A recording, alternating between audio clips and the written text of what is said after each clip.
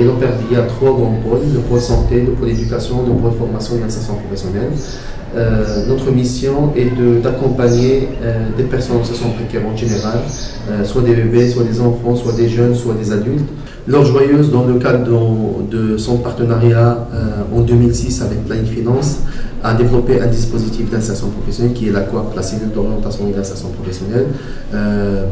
Un dispositif ou un outil très performant puisqu'il répond à un besoin, je peux dire mondial maintenant, en termes d'insertion professionnelle, problématique d'accompagner des jeunes, surtout peu ou pas qualifiés, âgés de 15 à 30 ans, issus de quartiers défavorisés, qui ont quitté le cursus scolaire et qui ont des problèmes d'orientation et d'insertion professionnelle. Et bien sûr, s'il n'y a pas d'accompagnement adapté, ces jeunes alimentent directement le secteur informel. Ce dispositif a pu s'inscrire aussi dans le programme Concerté Maroc par la suite pour appuyer le pôle FIP, le pôle formation et insertion professionnelle, avec un outil qui a donné ses fruits. Alhamdoulilah, maintenant on est sur trois préfectures, on est sur Aïn Sbahi Mohammadi, sur la préfecture de Aïn Choc et sur la préfecture de Nouassar. فما قبل ملي تجمع دوك الوليدات في اطار هاد لاكواب وتتقوم معاهم بواحد الدعم النفسي، الدعم الاجتماعي، الدعم بسيكولوجي. عندهم الناس متخصصين وعندهم توت ستاف اللي تيخدم في هذا الاتجاه هذا. هاد العمليه هي اللي مهمه لان دوك الوليدات ما تكونش في الاول عندهم قابليه للتكوين وهذا كيخدموا معاهم. هاد لاكس هذا مهم والحمد لله سعد فرح خدات فيه التميز وكنقول التميز لانهم ولات عندهم تجربه في هذا الميدان هذا. والدليل على ذلك الوليدات ملي كيدوزوا من هاد لاسيديل هادي وكيمشيو لي سي اف ا ولا المراكز اخرى تيكون الادماج ديالهم سلس، الهضم ديالهم ما تيكونش مرتفع، بالتالي كيتبعوا. وشوفنا حنا والناس ديال الاخوان السكالين خاصه على تسليم بعض الشواهد وشفنا نماذج اللي ناجحه واندمجت في سوق الشغل وبالعكس هي ولات كتشغل ناس اخرين. تفتحت لي السياله بزاف ديال التكاوين من بينهم انني مشيت درت واحد التكوين ديال مانتونس لانفورماتيك ريباراسيون والحمد لله دابا انا غادي في هذا الميتي ودابا انا ستاجير بفضل لاكوا. قبل ما نتعرف على لوغ جوايوز كنت خرجت من المدرسة وبقيت غير جالسة في الدار وبغيت نخدم وبغيت أنا نحس براسي راني خدامة وعندي فلوسي وشحال من حاجة وهكذاك وقلبت ولكن ملقيتش بحال لوغ جوايوز. جات واحد صديقة ديال العائلة عرفتني على لوغ جوايوز ودخلت فيها وقريت واستفدت بزاف. وكيعطيك واحد الشحن باش تزيد قدام وباش تكون كابابل وتكون على قد المستقبل. واما العلاقات ديال الاطار ديال الخليه الكواب ما كنتيش كتحس بانك انت كتلميذ علاقات مدرس بالتلميذ، لا كتحس بحال وسط العائله ديالك كيحملوك كيرشدوك كينصحوك كاين عندك شي مشكل كيدخلوك. تبدلات حياتي من الاحسن حيت مشيت خدام درت بريكولات بزاف ودرت تكوين اخر. L'objectif est simple, le dispositif composé de 5 étapes. La première étape, c'est une étape accueil. Pour ne pas rentrer vraiment dans le détail, j'explique simplement les objectifs de cette étape. Il faut tracer le profil social du jeune et gagner sa confiance. La deuxième étape du projet, c'est l'étape orientation. On travaille sur un projet de vie avec le jeune en impliquant la famille, puisqu'on a trouvé que vraiment la famille, il peut devenir en fait un bloquant au niveau de l'orientation du jeune, puisqu'on ramène un jeune de situation précaire, on cherche à l'intégrer dans un centre de formation pour avoir un diplôme, ou l'orienter vers un métier qui n'est pas tout à fait, qui répond pas vraiment aux attentes de la famille. Le cas d'une orientation d'une fille vers la coiffure et le père il veut pas que sa fille rentre dans ce secteur, il faut que l'orientation soit complète aussi pour la famille, pour avoir la famille à nos côtés et pouvoir compléter l'accompagnement même à la maison avec l'appui de la famille. La troisième étape qui est l'étape renforcement de capacité où on prend le jeune pendant 2 mois et demi à l'Orge Joyeuse avec des cours de renforcement de capacités en français, en informatique, en life skills, tout ce qui est comportemental, personnel, professionnel, des cours de coaching, de l'entrepreneuriat, de l'épargne, du code du travail, des visites d'immersion dans des entreprises ou dans des centres de formation, un accompagnement personnalisé avec tout ce qui est méthodologie de recherche d'emploi, comment faire un CV, une lettre de motivation, des simulations d'entretien. L'objectif de cette étape, c'est de renforcer la capacité du jeune pour qu'il soit un peu autonome dans la recherche d'emploi et qu'il puisse réussir ses entretiens, préparer ses CV, faire son parcours professionnel normal. Par la suite, la quatrième étape qui est un placement, on a deux orientations possibles. Soit le jeune il est employable, on l'oriente vers l'entreprise stage emploi. Sinon, s'il est peu ou pas qualifié la plupart des fois, on essaie de le convaincre. Je dis bien le convaincre parce que c'est pas facile en fait d'orienter un jeune qui a besoin d'argent, qui a besoin d'un accompagnement financier la plupart des fois vers une formation de longue durée. Donc on essaie d'adapter l'orientation pour qu'il soit orienté selon vraiment le profil social qu'on a tracé avec lui, pour s'inscrire dans un centre de formation partenaire, soit les centres propres de l'Or Joyeuse, les CFA de l'Or Joyeuse, soit on est en partenariat avec l'entrée nationale, l'OFPPT, d'autres partenaires, pour les orienter vers leur centre de formation et vraiment selon le métier qu'ils préfèrent et bien sûr selon le centre, la nature de la formation, la qualification du jeune et bien sûr la cinquième étape qui est l'étape suivie. On parle d'un projet de développement durable, donc automatiquement on assure un accompagnement et un suivi du jeune au niveau de l'entreprise pour qu'on puisse pérenniser son insertion professionnelle et même au niveau de la formation professionnelle, la zone de formation pour qu'il puisse terminer la formation et réussir sa formation. خاصة في البلاصين اللي كندويو على ديال لاكوا التعاون الوطني كيفتح لهم آفاق وواحد اشتغال جد متناسق معهم. عندنا واحد الشراكه معهم في اطار ما يسمى بالسيفا. Sur le taux d'insertion, on est à peu près à 50% des jeunes qui passent par le renforcement de capacité sont insérés par la suite au niveau des entreprises. 30 à 40% des jeunes sont orientés vers la formation professionnelle pour avoir un diplôme et une qualification.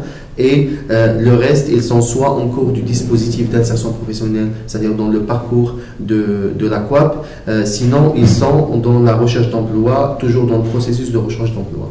Quand nous avons commencé en fait la création de ce dispositif d'insertion professionnelle, on a rencontré le premier problème, c'est la confiance des jeunes. Les jeunes voient que même l'État ne peut pas les accompagner pour l'insertion professionnelle et comment une association va réagir par rapport à cette problématique. La première problématique. Deuxième problématique, c'est les partenaires relais. Les partenaires relais ou les partenaires entreprises.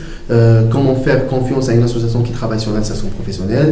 L'entreprise, il ne fait pas confiance surtout quand il entend qu'on travaille avec une population en situation précaire. Donc pour lui, c'est de ramener un bon à rien au niveau de son entreprise. Donc ça, c'est le deuxième problème. Troisième problème, c'était un problème financier, de trouver des bailleurs de fonds qui peuvent soutenir ce dispositif.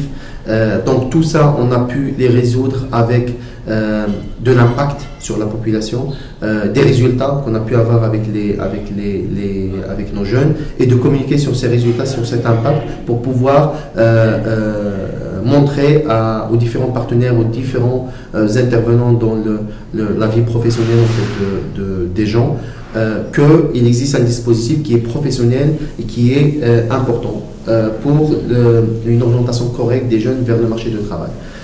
Il y a aussi un souci, c'est que on a commencé par comprendre que l'entreprise, il ne peut pas recruter pour les besoins du social. Donc automatiquement, il faut qu'on prépare un dispositif qui répond aux attentes des entreprises et qu'on prépare le jeune correctement pour pouvoir répondre à un profil défini par l'entreprise et par la suite qu'il soit inséré mais d'une manière pérenne. Tout ça, comme j'ai expliqué, on a pu le réussir au fil des années avec l'implication en fait de partenaires, l'implication de partenaires étrangers, le travail qu'on a fait aussi dans le cadre du FIP, du pôle formation et insertion professionnelle du PCM, puisqu'on a travaillé énormément sur le réseautage, sur l'implication des partenaires privés, l'implication des partenaires publics. On a aussi pu avoir un financement qui a soutenu en fait le développement de ce dispositif, sachant sachant très bien qu'il était créé avant le lancement du PCM. Mais on a pu renforcer ce dispositif grâce aussi à l'implication des partenaires du PCM.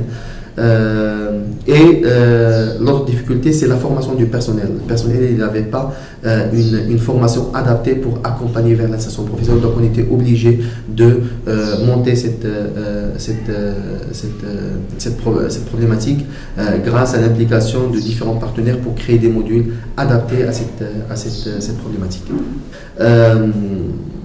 J'insiste seulement sur les perspectives parce que notre objectif c'est de vraiment pouvoir dupliquer ce dispositif qui marche et qui a un impact au niveau du Grand Casablanca et au niveau national par la suite, bien sûr en appui d'autres associations qui travaillent sur le même sujet, et de mettre en place quand même un vrai partenariat avec les autorités publiques pour pouvoir utiliser cette bonne expérience au niveau de leur stratégie d'insertion professionnelle ou de recrutement au Maroc.